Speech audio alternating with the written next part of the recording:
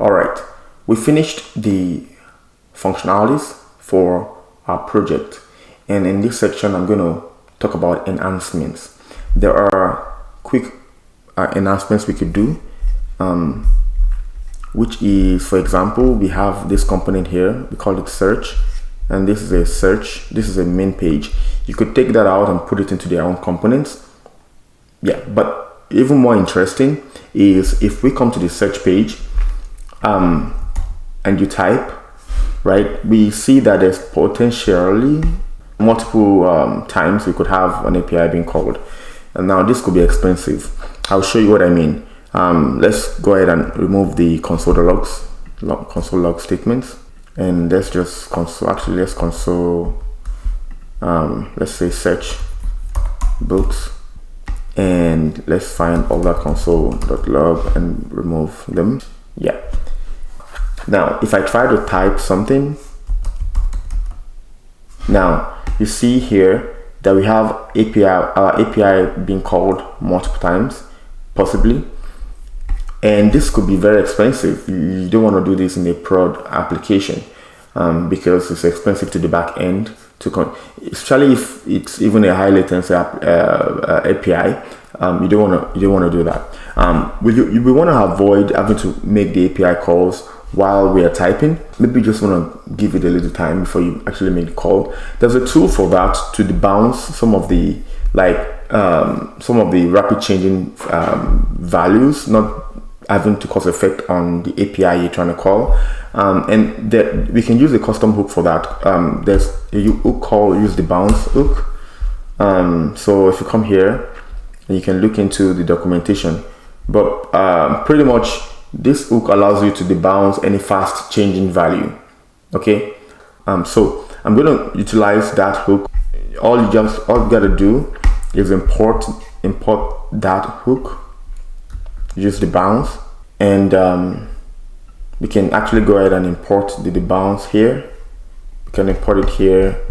Let's say use the bounce here, and then pretty much what we do, the way it works is, so right now we're getting our query, right? Instead of actually listening directly to the query, or we can actually wait a little bit while the user's typing and use the value. So we can, I think this is the value, the text, and this is the how long in between. So in between calls. So let's do 500 here, and this is value. So I'm going to pass in query here. So this is actually a hook, and you can see you can pass in value from one hook to the other. And here I'm just going to go ahead and instead of do this, I'm going to say if value, and anywhere I have query, I'm just going to set it as value and value. And if I come back here and refresh, okay, I need to start my app. Okay, and I type something, right? You can see our API is not being called until we finish typing. And instead of all the multiple calls we were having previously, we only have one. Okay, actually this second one actually may just be the fact that we are merging. Don't forget that we are merging each time we have value for search books, we actually calling this function to merge, and that would also cause our component to render. So it doesn't have effect on our API call, but pretty much.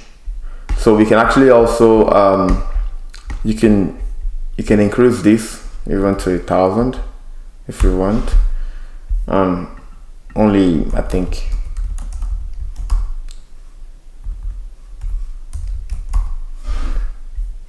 right, it could be a little bit slower.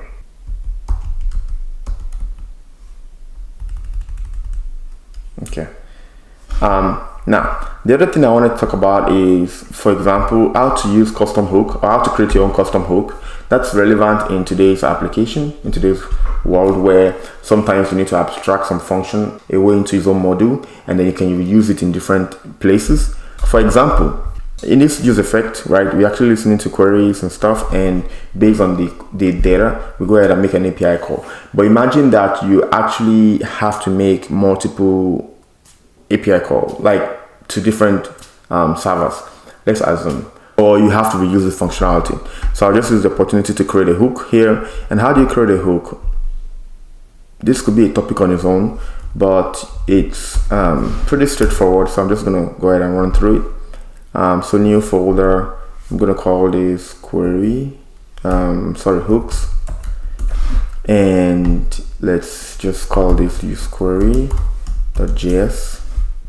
And it's just a JavaScript function. So I'm just gonna go ahead and say export default function and call it use query. And what we wanna do is just pass in the query, and let's go ahead and say use state. So let's import our use state and use effect. I'm gonna copy it here. Actually, we need a couple of things. We need this one. We need to make an API call. We need to set search books. Okay, and even more interesting, you could, to be able to externalize this function, instead of saying search books, we could actually just say data. Let's say, for example, we can call this use data and set data, so that you can make it more generic. And even you can actually pass in a URL here in case you want to update, you want to intelligently reuse this function for multiple API calls or to different servers or paths. Now, the other thing we need is this use effect that we have here. We need this one. So pretty much we know what use effect is. And so we're listening to the query and making a call based on that. And we need, so since we're using the bounce, let's go ahead and import the bounce. And we need to get out the bounce.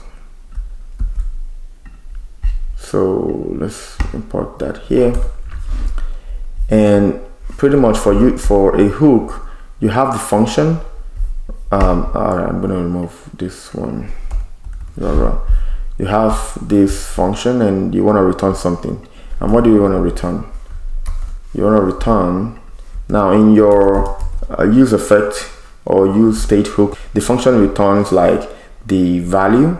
So returns the value, say search books, and returns the set, whatever function you need to set that particular value. So similarly, right here, you're gonna then come back here and just to use it like, you know, like you're importing your own, like an external hook. So pretty much just have constant search books. Okay, so we actually have search books somewhere here. Yeah, we can actually just say use search books. Use search books. Okay, and we need to import that. Oh, actually, use query. We call it use query. All right, and line 23 complaints. Sorry, this is gonna be use query. Use query, and use query actually takes in a query. So I'm just gonna take this up here and put it here. So in use query, in this use query, we need this one in here.